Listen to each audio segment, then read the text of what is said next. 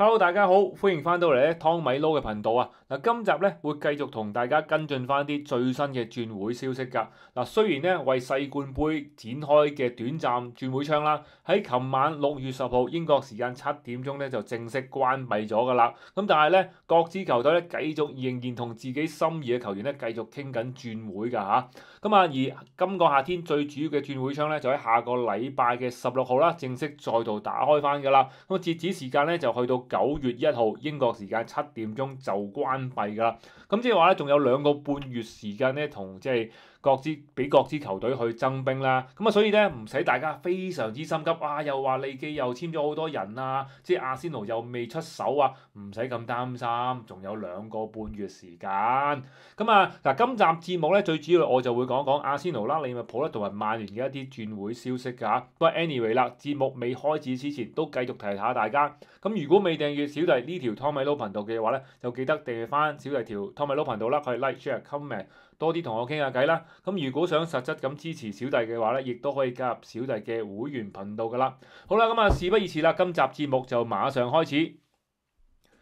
好啦，咁啊第一單新聞咧就關於阿仙奴同基奧基尼斯噶啦。咁啊阿仙奴想買前鋒咧就路人皆知啦。咁啊佢對沙斯高嘅興趣咧，其實上季夏天咧已經傳咗出嚟噶啦。咁啊今個冬季轉會窗亦都問過萊比錫。咁但係上個嘅夏天轉會窗啦，咁啊萊比錫咧就同沙斯高咧就簽咗份新嘅合約啦，亦都有個君子協定咧就話咧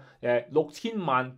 歐元咧就可以即係呢個解約金咧就可以離隊噶啦。咁點不知咧？而家咧就話咧，萊比錫就企硬8000萬歐元啊！咁琴晚咧，其實咧我都做緊沙斯高嘅 HV 高片啊，諗住介紹下沙斯高嘅背景啦、佢嘅踢法啦，究竟啱唔啱阿迪達嘅體系啊等等啦嚇。咁但係咧做下嘅時候咧，就發現咧有一條新聞就話阿仙奴咧暫停同萊比錫咧傾沙斯高嘅轉會，因為萊比錫咧就企硬8000萬英鎊，唔係，sorry 8000萬歐元啊，而阿仙奴覺得唔值，咁啊就話咧通知咗萊比錫啦，要佢咧15號之前通知啦，肯唔肯接受低於8000萬歐元呢口價？如果唔係嘅話咧，就會轉攻其他嘅前鋒咁話，咁啊。我琴晚見到呢條消息，咁啊即刻唔做條 HV 高片啦，因為費事咧做完之後真係唔買沙斯高咧，就真係衝出嚟柒啊嘛，係咪先？咁啊諗住睇定啲啦。咁啊今日咧我見到咧都有類似咁嘅新聞出咗嚟，咁我唔知係即係其他嘅媒體抄嗰個記者嘅消息啊，定係真係大家都收到類似嘅消息，所以就有咁嘅報導。咁啊但係咧亦都有傳咧就話咧阿仙奴嘅體育總監比圖啦，亦都已經問緊史普廷，即係關於基奧基尼斯嘅轉會情況。咁另外亦都有傳到咧，就係沙斯高亦都有對萊比錫紅牛嘅一啲不滿啊，就話咧當時續約嘅時候嘅君子協定咧就係低於7000萬歐元咧就已經可以離隊㗎啦。咁而家咧就去到8000萬歐元，咁又覺得即係萊比錫就唔講口齒咁話。咁但係呢啲消息咧就唔係，我唔知係咪真係沙斯高口中傳出嚟啊？定係話呢啲記者老咗啦？但係睇呢個情況咧，就應該阿仙奴咧都係真係嫌8000萬歐元有啲貴嘅。咁啊，其實我自己覺得咧就，因為頭先講啦，轉會窗其實由6月16號再度打開，去到9月1號咧，其實都仲有一大段嘅時間。其實就唔好覺得咧就係8000萬歐元，唉算啦買啦。其實我覺得咧都係應該有得傾嘅。同埋阿仙奴嘅目標咧都係呢兩個啦。嗱，基奧基尼斯同沙斯高其實兩個都等緊阿仙奴。嗱，我唔見咧有乜嘢球隊咧係會買沙斯高啊。嗱，雖然傳過沙地，但係沙地即係沙斯高喺22歲，你過沙地咧就真係我相信佢唔會過去㗎啦。咁至於基奧基尼斯亦都等緊啦。雖然話曼聯咧都係想簽基奧基尼斯啊，咁但係基奧基尼斯就應該要等一等阿仙奴嘅意向啦。第二，曼聯咧都唔係話真係可以即刻買人啊，因為都要等咗賣人先至有錢啊。因為佢嚟緊都會買呢個安保姆啊，買完安保姆嘅話咧，即係連埋古雅使咗億幾嘅話咧，咁啊再買基奧基尼斯咪2億，咁佢唔賣人咧，其實就填唔到條氹㗎。咁一陣間咧先講下曼聯嘅情況啊，因為曼聯賣人情況咧都幾艱巨下。咁所以咧，我覺得就前鋒啦，即係作為亞迷啦，咁啊，我又唔係太擔心買唔到人嘅，咁睇下用邊，即係最後買邊個啦。嗱，你問我心儀咧，其實我係幾中意沙斯高啊，因為兩個球員嘅背景踢法啦嘅資料，其實我都搜集咗㗎啦。咁我自己個人嘅喜好咧，我都係中意沙斯高多啲。咁啊，但係8000萬歐元係咪真係貴咧？嗱，唔使我出咧，咁我梗係覺得即係話知係1億啊，即係我冇所謂啊，最緊要買咗翻嚟啱踢就得㗎啦。咁但係即係持家嗰個揸莊嗰個咁啊，即係而家嘅比圖啦，可能都衡量緊啦。咁啊，佢始終未去到真係值8000萬歐元嘅前鋒嚟嘅，我覺得沙斯高係啦，即係喺德甲都唔係話真係呼風喚雨嗰一隻啊。咁啊，你話用8000萬買佢咧，其實都有一部分咧係賣佢嘅22歲呢個年輕，有呢個嘢二次轉會嘅能力咁解嘅啫。而基奧基利斯咧，講真，因為年紀就偏大少少啦，咁啊其實冇乜話太多嘅二次轉會嘅能力，咁啊所以即覺得個價錢有啲貴，但係其實我覺得如果以兩個球員嘅成熟度嚟講咧，其實我覺得基奧基利斯係成熟啲嘅，但係只不過咧佢喺葡超證明咗自己啦，未喺英超證明過，咁啊所以咧大家覺得即係葡超神鋒有啲水分啊，譬如即係紐尼斯嘅 package 都非常之靚，但係即係嚟到利記都表現不過不失啦，咁啊但係以佢嘅身價嚟講咧就不似預期咁解啦，所以大家對即係基奧基尼斯有啲擔心咁，但係 anyway 啦，咁睇下最後阿仙奴啦，咁啊兩個我覺得都係是但一個㗎啦，咁啊睇最後邊個會係着起即係阿仙奴波衫啦。好啦，咁啊另一單消息亦都係關於阿仙奴㗎，咁就係蘇比文迪轉會阿仙奴啦。咁啊其實早幾日咧就有傳皇馬咧就想截劫呢個蘇比文迪啊，因為新任領隊沙比亞朗素咧就好欣賞呢位球員，咁啊佢當其時亦都喺皇蘇 B 隊教過佢啊，咁啊跟住就好多報道講啦，話蘇比文迪咧就好想過皇馬啦，咁因為咧可以跟佢嘅兒時偶像咁樣話，咁啊所以好多亞迷咧。突然間咧就哇搞錯啊！又唔知早啲出手，而家又俾皇馬截結咗啦，咁啊好似希古恩事件咁樣，橫橫咁樣。咁啊有啲朋友仲話啦，即係未官宣咧就唔好隨富住，唔好咁快打飛機咁樣。咁啊但係咧，琴日咧就轉會大臣就講啦，咁啊其實蘇比文迪咧就已經係 here we go 㗎啦，咁啊一定會加盟阿仙奴㗎啦咁樣。咁啊去皇馬咧呢個消息咧係即係假嘅，就唔會有嘅咁樣。咁啊〜今日咧，我再睇到一個記者講啦，咁啊，佢都認同咧，就話蘇比文迪咧就會轉會去阿仙奴啦。咁你仲列出3大原因咧，點解阿仙奴咧可以打敗皇馬咧？咁啊，可以簽入蘇比文迪啊？咁啊，我亦都呢度分享俾大家，即係咩3個原因啦。我聽完咧，其實我都覺得係幾合理嘅。但係第一樣嘢就係咧，嗱大家都知啦，咁啊蘇比文迪有個解約金條款啊，咁阿仙奴咧唔係俾呢個解約金咁簡單，仲係上加多1000萬歐元喺裏邊。咁啊條件係咩咧？就係咧可以分期付款，分3期咧俾呢個嘅轉會嘅金額啦，俾皇蘇。咁對皇蘇嚟講咧，喂多咗1000萬歐元喎，即係喺呢個解約金上面咧再多1000萬啦。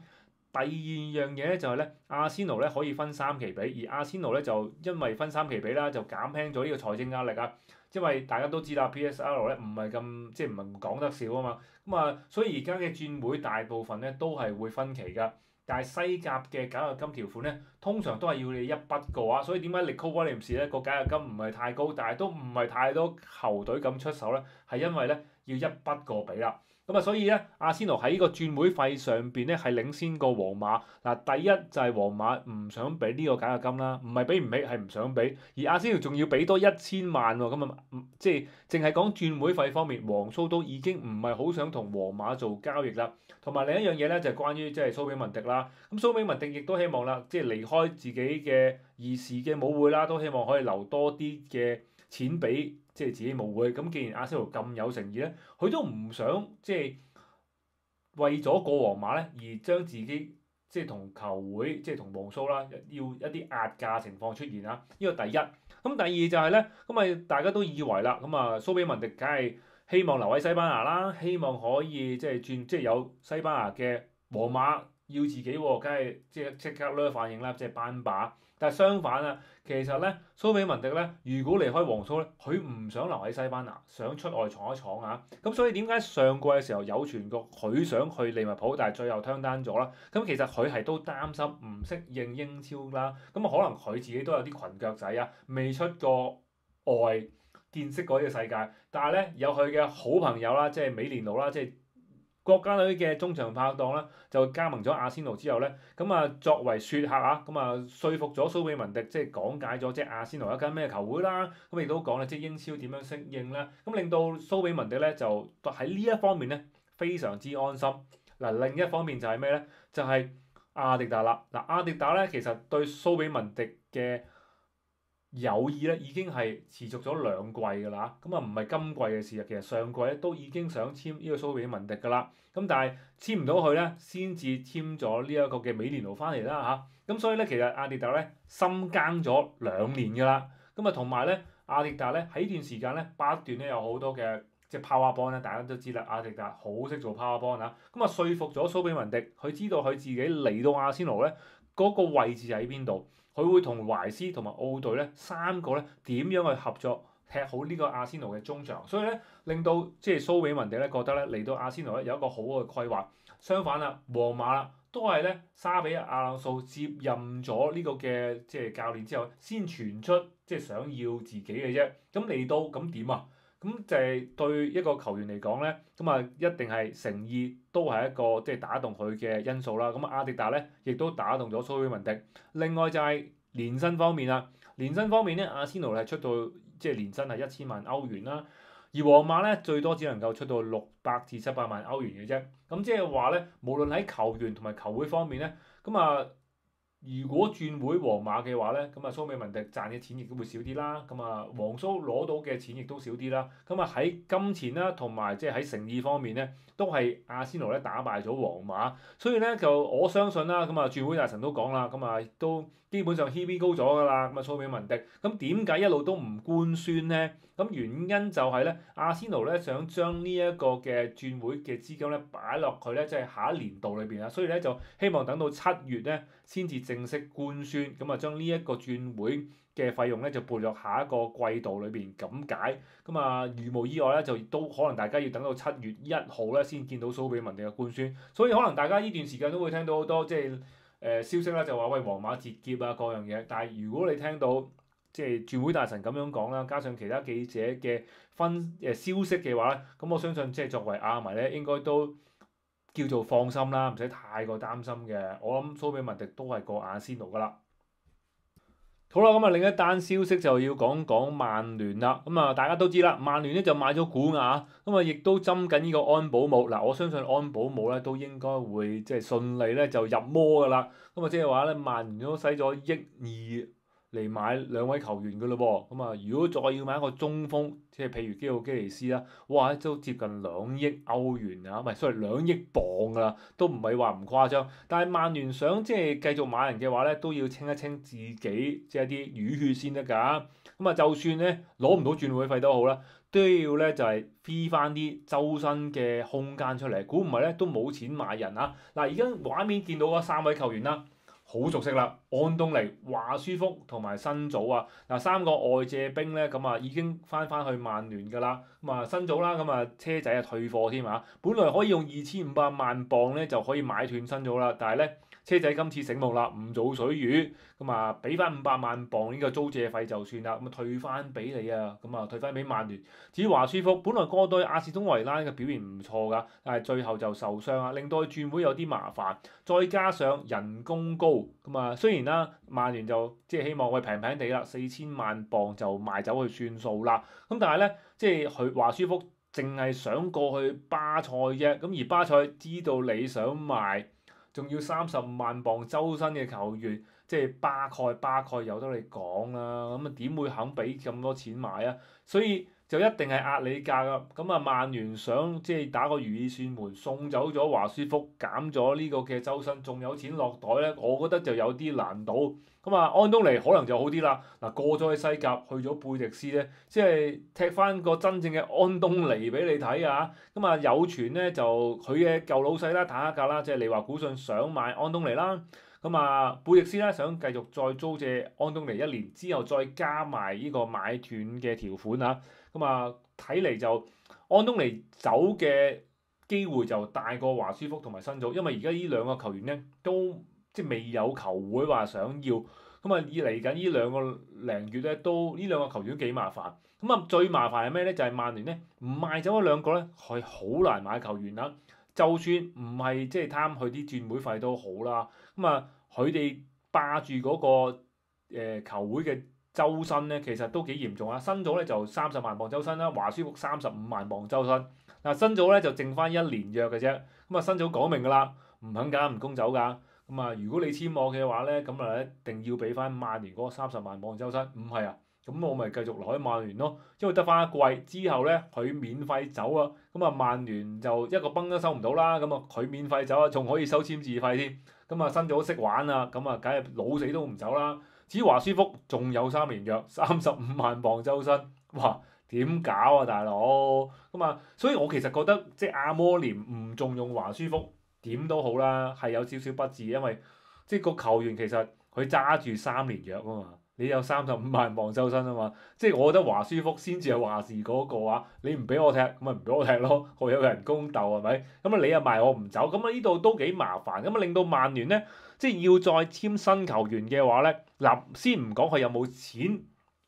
即係講轉會費啊。咁啊，曼聯要轉會費係梗係有嘅，但係咧你要留翻個資薪空間咧。如果你呢啲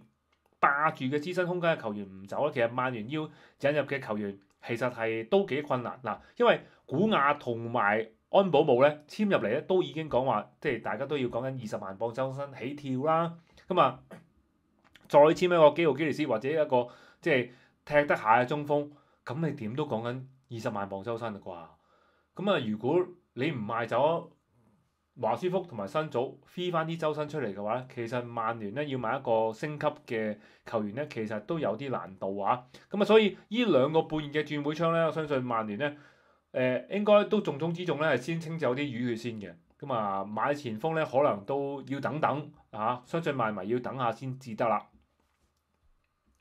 咁除咗啱啱嗰3位仁兄，即係曼聯需要清走之外咧，即係畫面中而家見到嘅加納祖同埋海龍咧，曼聯咧都好想清走啊！咁啊，而家又有傳海龍咧就會翻去意大利，咁其實我覺得都啱㗎啦。咁啊，英超我覺得唔係太啱佢踢啊，特別係阿摩連嘅戰術啦，要去一個人中鋒前邊咧做支點咧。咁啊，停波回傳翻俾隊友，再殺入禁區咧，即係呢啲看似基本功啦，但係對於海龍嚟講咧，佢真係唔係好啱踢。咁啊，翻去意甲咧，可能會係一個比較對職業生涯嚟講會係好啲嘅選擇，繼續留喺曼聯或者即係跟阿摩廉踢咧，可能即係越踢可能越冇信心添啊。咁所以就不如就翻去意大利，我個人覺得啦。但係當然啦，咁啊一定個身價就大啲㗎啦，咁啊可能得嗰2、3千歐元。咁我覺得又唔使咁低嘅前鋒，我諗3500啦，咁但係都輸一半㗎啦，曼聯。咁另外就係加納祖啦，咁啊加納祖就曼聯青訓啦，咁啊如果佢賣出咧，成條數就入晒袋嘅，咁啊所以曼聯就都好想賣加納祖，加上啦，咁啊加納祖喺下半季嘅時候同阿摩廉其實即係唔係太啱啊。咁既然當一個球員同主帥唔係太啱，同埋加納祖個性格大家都知啦，都係有啲反叛啊，都有啲似流馬居，你估佢唔到又反叛，咁啊，所以都幾係都係一個野馬難馴嘅，咁啊，相信阿摩連都放棄咗啦，咁啊，而加納祖咧就希望可以留翻去英超，咁啊，但係我就諗下有邊一隊波可以要佢，即係起碼係豪門級別啦，即係你話唔通去到即係愛華頓啊、韋斯咸啊、賓福特呢啲就應該唔係嘅，佢望應該即係望翻 Big Six 啦，咁啊。嗱，熱刺就應該都唔會要佢噶啦，利物浦我更加唔諗啦。阿仙奴咧，其實翼鋒咧都可以諗下，但係其實因為我自己個人覺得加拿祖個性格係一個缺陷嚟啊，即係譬如佢年少氣盛啊，中意頂嘴，特別頂領隊嘴嘅時候咧，咁我覺得佢就唔係好啱阿仙奴噶。跟住曼城亦都唔需要佢啦，係咪？跟住。可能唯一就會唔會係紐卡素咧？但係紐卡素有哥頓喺度霸住個即係左翼嘅位置啊！咁加拿祖亦都唔係真係太啱踢，咁唯獨可能剩翻車仔啦，因為車仔咧就最中意買年青球員啊！咁啊，可能車仔會考慮下加拿祖，但係如果太貴咧，車仔都可能卻步咁啊！要睇下即係今個夏天啦。咁我自己覺得，即係曼聯嘅買人可能係精彩，但係賣人咧先係最精彩，因為咧。好辣手啊！即係佢揸住好多燙手山芋，究竟點樣賣咧？呢個我諗今個夏天咧，即係睇曼聯賣人咧，可能係精彩過咧曼聯買人都唔定啊！好啦，跟住再講講利物浦啦，咁啊大家都知啦，咁啊沃斯已經 HV 高咗啦。嗱，雖然咧之前嗰條片我叫佢做域斯啊，咁啊而家就改口叫翻做沃斯啦，咁啊跟翻撈嗰個譯音啦嚇。沃斯咁啊應該就係以1億4千萬歐元啦，再加1000萬嘅浮動獎金，就總價1億5千萬歐元咧，就將會轉會去利物浦啦。咁啊有傳咧就係聽日啊，即係星期四咧就會做體測㗎啦。咁我估可能最快下個禮拜啦。咁啊轉會窗一開始咧就應該就可以正式見到沃斯